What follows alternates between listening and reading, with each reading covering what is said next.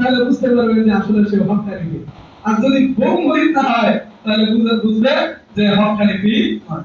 কারণ তার বউ জানে সে রাতের অন্ধকারে, রাতের আধারে, সে দিনের আলোয় সে কোথায় কোন দিকে কি কাজ করে না করে তার বউ কিন্তু। সম্মানিত হাজিরিন, তাই তাই আমাদের বিশ্ব মানবতার, বিশ্ব মানব এর মহান মহান শিক্ষক রাহমাতাল লিল আলামিন জনাবে মুহাম্মদ রাসূলুল্লাহ সাল্লাল্লাহু আলাইহি ওয়াসাল্লামকে সম্পর্কে সবচেয়ে কাছের ভাবে জানতেন তার বিবি খাদিজা রাদিয়াল্লাহু তাআলা আনহা। তার বন্ধু ছিলেন আবু বকর রাদিয়াল্লাহু তাআলা আনহু। তিনি তাকে গিয়ে বললেন, ও বন্ধু, আমি অর্থাৎ আমাকে তুমি নবী হিসেবে মেনে নাও, আল্লাহ রাব্বুল আলামিন আমাকে নবী হিসেবে পাঠিয়েছেন। তখন হযরত আবু বকর রাদিয়াল্লাহু তাআলা আনহু তিনি ওই এক মুহূর্তের জন্য দেরি করেন নাই, তিনিও সঙ্গে সঙ্গে পড়ে নিয়েছে লা ইলাহা ইল্লাল্লাহ মুহাম্মাদুর রাসূলুল্লাহ সাল্লাল্লাহু আলাইহি ওয়াসাল্লাম। সম্মানিত হাজির, বিবির পর সবথেকে কাছের যে মানুষ সেটা হলো বন্ধু। আবু বকর জানতেন যে তিনি সাধারণ কোনো মানুষ না, তিনি হলেন আল্লাহর পক্ষ থেকে প্রেরিত মহামানব, মহান শিক্ষক রাহমাতাল লিল আলামিন জনাবে মুহাম্মদুর রাসূলুল্লাহ।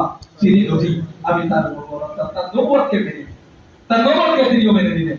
সম্মানিত হাজির, এইভাবে আস্তে আস্তে আস্তে আস্তে আস্তে তিনি দাওয়াত দিতে শুরু করলেন। সম্মানিত হাজির, আল্লাহ রাব্বুল আলামিন বলেন, ওয়া মা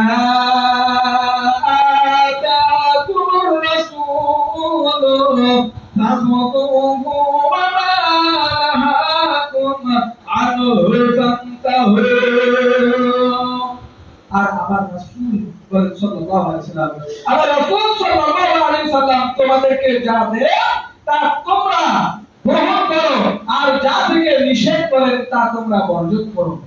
সম্মানিত হাজিরিন, রাসূল সাল্লাল্লাহু আলাইহি ওয়াসাল্লাম আমাদেরকে কি দেন? তিনি আমাদের জন্য কি নিয়ে এসেছিলেন?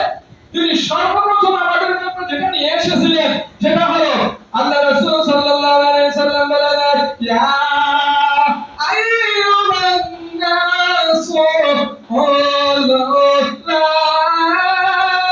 ইলাহা ইল্লাল্লাহু তুফলিহুন। ও দুনিয়ার মানব মণ্ডলী, ও দুনিয়ার মানব সকল, ও দুনিয়ার মানব গোষ্ঠী, তোমরা যদি মুক্তি পেতে চাও, যদি শান্তি পেতে চাও, যদি নাজাত পেতে চাও, তাহলে তোমরা লা ইলাহা ইল্লাল্লাহ। আল্লাহু আকবার। এক নম্বর প্রথম যে কথা সেটা হলো ঈমান আনতে হবে। কারণ সর্বপ্রথম ঈমান আনতে হবে। ঈমানের মূল ভিত্তি কয়টি? ছয়টি। কয়টি মূল ভিত্তি? ঈমানের মূল ভিত্তি ছয়টি।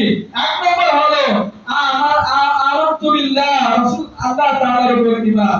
দুই নম্বর হলো আল মালায়েকা, ফেরেশতাগণ। তিন নম্বর হলো নবী রাসূল। চার নম্বর হলো আসমানি কিতাব। পাঁচ নম্বর হলো পরকাল। ছয় নম্বর হলো ভাগ্যের ভালো মন্দ, অর্থাৎ ভাগ্যের উপর বিশ্বাস।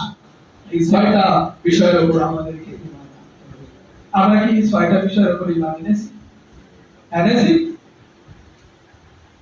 আল্লাহ রাসূল সাল্লাল্লাহু আলাইহি ওয়াসাল্লাম বলেন, বুনিয়াল ইসলামু আলা খামসিন, শাহাদাতু লা ইলাহা ইল্লাল্লাহ ওয়া আন্না মুহাম্মাদুর রাসূলুল্লাহ, ইকামিস সালাত ওয়া ইতাইস যাকাত ওয়া সাওম রমাদান ওয়াল হজ্জুল বাইতি মান ইসতাতা ইলাইহি সাবিলা। সম্মানিত হাজিরিন, রাসূলুল্লাহ সাল্লাল্লাহু আলাইহি ওয়াসাল্লাম বলেছেন, বুনিয়াল ইসলামু খামসিন, অর্থাৎ ইসলামের মূল এজেন্ডা, ইসলামের মূল উদ্দেশ্য, ইসলামের মূল ভিত, ইসলামের মূল যেটা গোড়া, সেটা পাঁচটা বিষয়ের উপর প্রতিষ্ঠিত। কয়টা? পাঁচটা।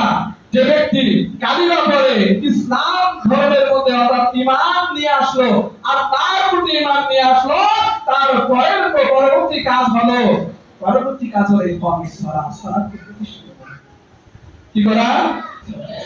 আল্লাহ রাব্বুল আলামিন বলেন, ওয়ালা আসর ইন্নাল ইনসানা লাফি খাসার ইল্লাল্লাযীনা আমানু ওয়া আমিলুস সালিহাতি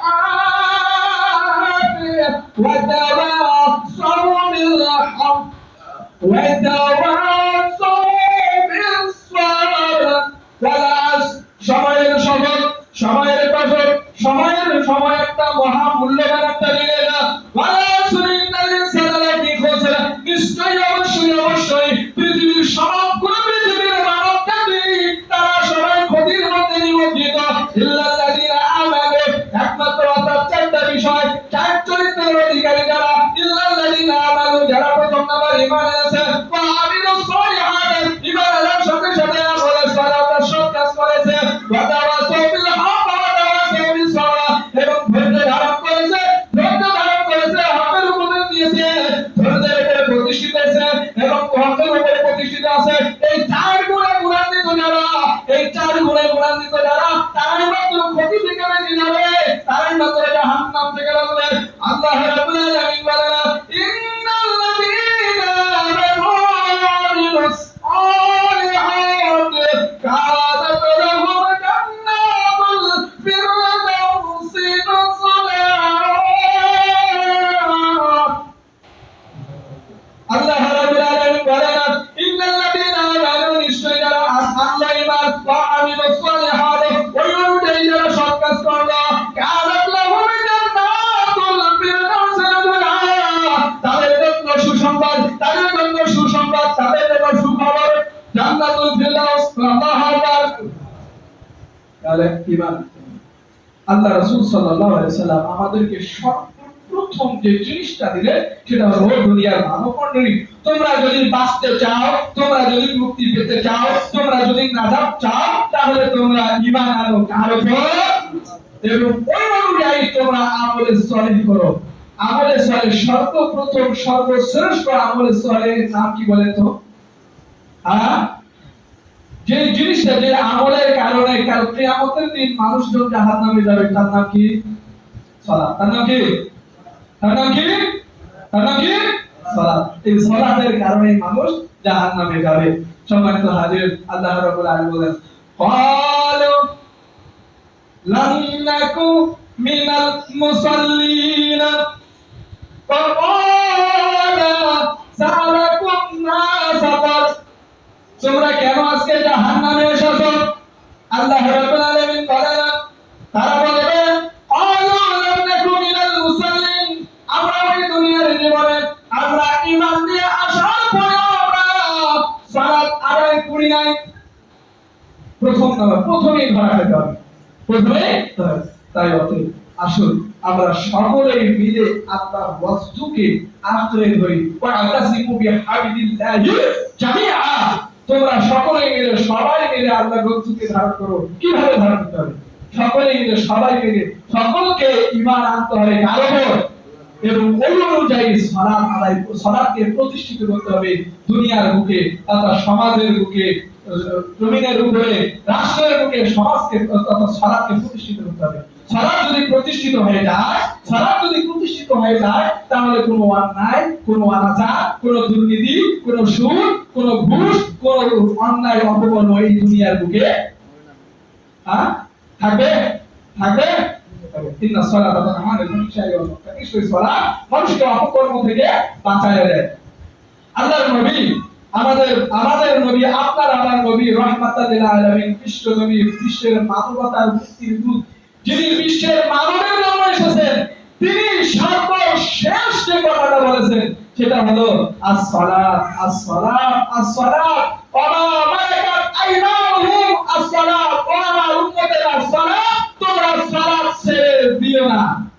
আল্লাহ রাসূল সাল্লাল্লাহু আলাইহি ওয়াসাল্লাম যখন ওফাত গ্রহণ করতে যান, যখন মালাকুল মউত তার সামনে চলে এসেছে, তখন তার চোখ দিয়ে যখন পানি আসতেছে, তখন তিনি নামাজের দৃশ্য দেখে তার চোখ দিয়ে পানি, মা আয়েশা জিজ্ঞেস করছেন, ইয়া রাসূলুল্লাহ, ইয়া হাবিবাল্লাহ, আপনার চোখে কিসের পানি? তখন রাসূল সাল্লাল্লাহু আলাইহি ওয়াসাল্লাম বলেন যে এই যে আমি সালাতের দৃশ্য দেখছি, তার অর্থাৎ মা আয়েশার বাবা হলেন আবু বকর রাদিয়াল্লাহু তাআলা আনহু জামাতের ইমামতিতে জামাত হচ্ছে। এই যে জামাত, সালাতের জামাত কিয়ামত পর্যন্ত মানুষজন আদায় করবে, তাই আমার চোখ দিয়ে পানি দরদর করে। আল্লাহু আকবার। সম্মানিত হাজিরিন, আমরা নবীর ওয়ারিস, আমরা নবীর আমরা আশিক, আমরা নবীর আমরা আদর্শ, আমরা নবীর উম্মত দাবি করি, কিন্তু আমরা সালাত আদায় করি না। কোশ্চিন কারণ ওয়াল্লাহি আল্লাহর কসম করে বলি, যারা সালাত আদায় করে না, তারা আল্লাহর রাসূল সাল্লাল্লাহু আলাইহি ওয়াসাল্লামের হবে না, হবে না, হবে না। কথা বলে মান তারাকা সালাতা মুতাআম্মিদান ফাকাদ কাফার। সালাত অর্থাৎ যে ব্যক্তি একটু সালাত ছেড়ে দিল, যে ব্যক্তি সালাতকে ছেড়ে দিল, সে কি করলো? কুফরি করলো। কি করলো? কুফরি করলো। সম্মানিত হাজিরিন, যে নবীর আমরা ওয়ারিস, যে নবীর আমরা আশিক, যে নবীর আমরা উম্মত দাবি করি, সেই নবী যা নিয়ে এসেছেন, ওয়া আতাকুমুর রাসূল ফাখুযুহু ওয়া মা নাহাকুম আনহু ফান্তাহু। আমার নবী যা তোমাদেরকে দেয় তা তোমরা সন্তুষ্ট চিত্তে তোমরা গ্রহণ করো, আর যা তোমাদেরকে নিষেধ করে, সুদ, ঘুষ, জেনা, ব্যভিচার, কিস্তি মিস্তি যা আছে, চুরি, ডাকাতি, ছিনতা, এগুলা থেকে তোমাদেরকে আল্লাহ রাসূল নিষেধ করে। এগুলো থেকে তোমরা বিরত থাকো, তাহলে তোমরা নবীর আশিক হতে পারবে। তাহলে নবীর উম্মত দাবি করলে তোমার সম্মুখীন হবে। তাহলে নবীর তুমি ওয়ারিস দাবি করলে তোমার পক্ষে ঠিক আছে।